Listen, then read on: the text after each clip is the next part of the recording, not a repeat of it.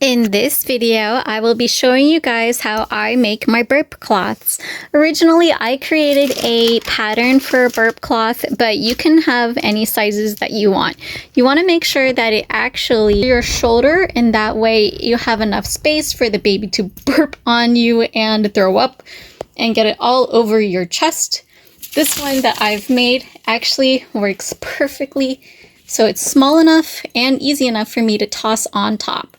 If you're new to my channel, hi, I'm CelesteOrchid. I've been sewing since 2006, cosplaying since 2005. On my channel, you'll find a variety of different sewing tutorials and cosplay tutorials, along with some vlogs here and there.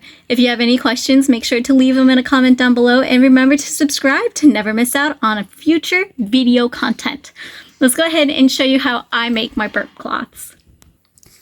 Now, this pattern that I have here, I made from a newspaper, and this is 13 by 19, and that fits my shoulders. Now, if you're a little bit larger, or if you're a father, you might need to expand it just a little bit for your own shoulders. I have this pre-folded piece of fabric here. I'm going to use the rest of it, and then I'm going to have this little salvage edge. I'm not sure what I'm going to use with it. Now, I could be making more baby booties. If you haven't checked out that tutorial or pattern review on my channel, please go ahead and start that, as well as watching some of these. What I'm going to do is fold over my fabric and make sure that it fits inside my pattern piece. This one's going to be a little bit thin because I don't have enough space here. Rather than cutting off the salvage edge down here, I'd rather have it be longer than wider. So I'm going to go ahead and take out my scissors and cut this part off, and then take it to the serger. Now I'm going to bring out my serger and just go around all of the parts, but leave a gap opening so I can flip it inside out.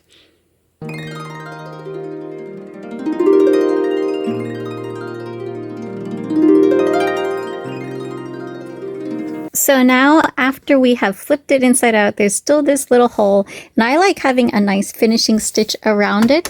So what I do is I turn my sewing machine on, and because this is a jersey fabric, I'm going to switch to a zigzag, make it a slightly bigger, and stretch it. That way it does not pucker.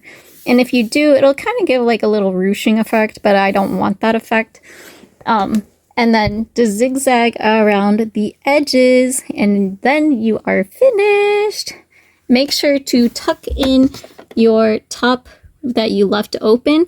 This way it doesn't come undone and it doesn't look like unpolished. So it'll look really nice and clean, kind of like this one.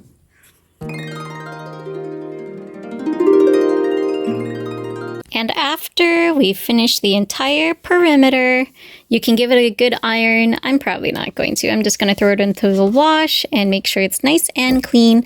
And that is how you make a baby burp cloth. Some people like to add like stuff in between, like batting. I know that it might get stinky from being thrown up on, or if I need something a little bit more moisture absorbent. But I honestly think this is going to be good enough. So I'm excited with the 2 pieces of stretch knit jersey.